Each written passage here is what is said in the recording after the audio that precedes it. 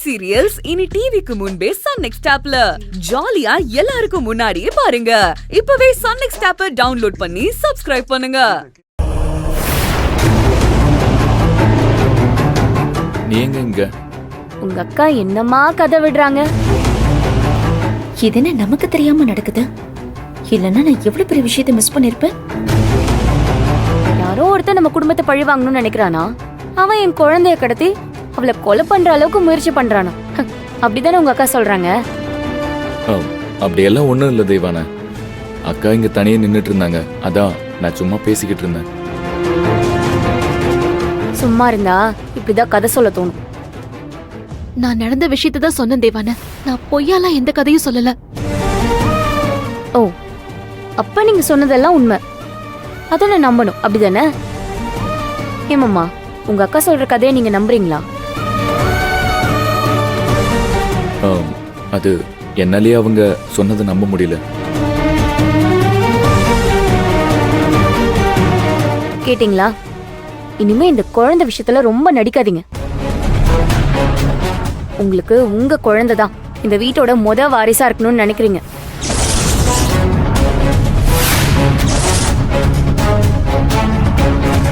அதனாலதான் என் குழந்தைய என்கிட்ட இருந்து பிரிக்கணும்னு ஏதேதோ முயற்சி பண்றீங்க.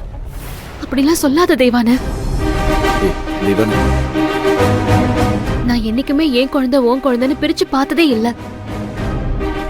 அதுவும் இல்லாம உங்க குழந்தைய பிரிக்கிற அளவுக்கு நான் ஒன்னும் அவ்வளவு கீழ்த்தரமான ஆள் இல்ல. அக்கா, நீங்க எப்படிப்பட்ட ஆள்னு உங்க செயல்லே தெரியுது. இதுல தனியா வேற என்ன சொல்லணுமா?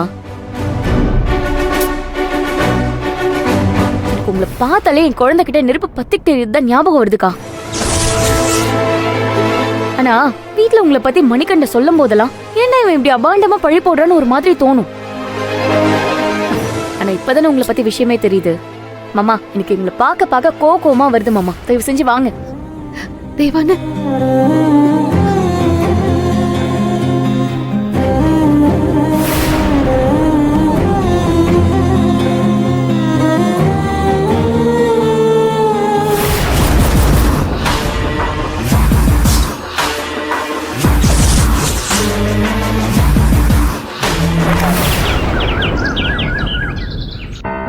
யாழ்னி, இன்னைக்கு நம்ம எதிர்பார்த்த மாதிரி மழை வர வாய்ப்பு இருக்குமோ?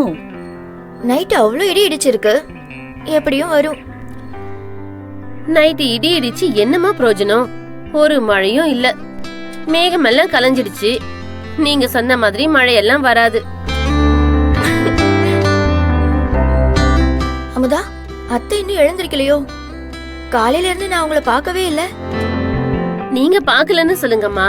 பெரியம்மா காலையிலேயே வந்து பூஜையை முடிச்சிட்டு காஃபி சாப்பிட்டுதான் அவங்க ரூம்க்கே போனாங்க. பரவாயில்லையேம்மா, காலையில டிஃபன்லாம் செஞ்சு முடிச்சிட்டு அதுக்குள்ள மதிய சமையலுக்கெல்லாம் ரெடி பண்ணிட்டு இருக்கீங்க போல இருக்கே. ஆனா கொஞ்சம் ரெஸ்ட் எடுத்து பண்ணலாமேம்மா, என்ன அவசரம்? யாழினி, மாடியில துணி காய போட்டிருந்தேன், அதை கொஞ்சம் எடுத்து ரூம்ல போட்டுறியாமா? சரிங்க அத்தை. பெரியம்மா வந்து நிக்கிறத பார்த்தா எங்கேயோ வெளியில போற மாதிரி தெரியுதே. உங்களுக்கு என்ன விளையாட்ட போச்சா? அவங்க எங்க போறாங்க வராங்கன்னு நாங்களே கேட்டதில்ல. நீங்க எல்லாத்தையும் தெரிஞ்சுக்கணும்னு ஆசைப்படுறீங்க போல இருக்கு. எப்படியா பேசுறது? நான் என்னமா அப்படி தப்பா கேட்டுட்டேன்? அவங்க வெளியில கிளம்புற மாதிரி இருக்கே. மதிய சாப்பாட்டுக்கு வருவாங்களா இல்லையான்னு தெரிஞ்சாதான் அதுக்கேத்த மாதிரி சமைக்க முடியும். சரி, அதனால தாமா கேட்டேன். அவங்க எங்க போறாங்கன்னு தெரிஞ்சுக்கிறதுக்காக எப்படி சுத்தி வளைச்சு கேக்குறீங்க போல இருக்கு. சரிம்மா, சரி. அமுதா, அவளை எதுக்குமா கோச்சுக்கிற? அவ சரியா தானம்மா கேக்குறா. துர்கா, நான் மதிய சாப்பாட்டுக்கு வந்துருவேன், நீ சேர்த்தே சமைச்சிருமா? சரிங்கம்மா. வாமா. மா, நம்ம கிளம்பலாமா? கிளம்பலாமா.